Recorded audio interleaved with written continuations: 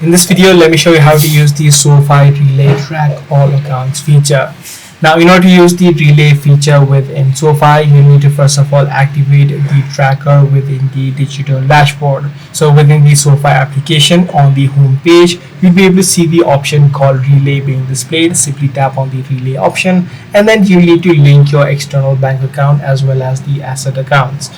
So you'll be able to see the option called link. Make sure you add in the details, and all of the corrections are going to be done via Plaid. So make sure you search up your exact account within the Plaid platform.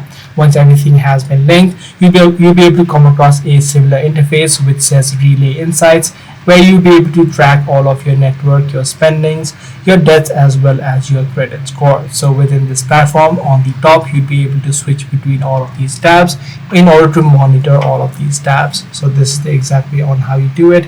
If this video was helpful to you, be sure to subscribe. I'm going to see you in the next one.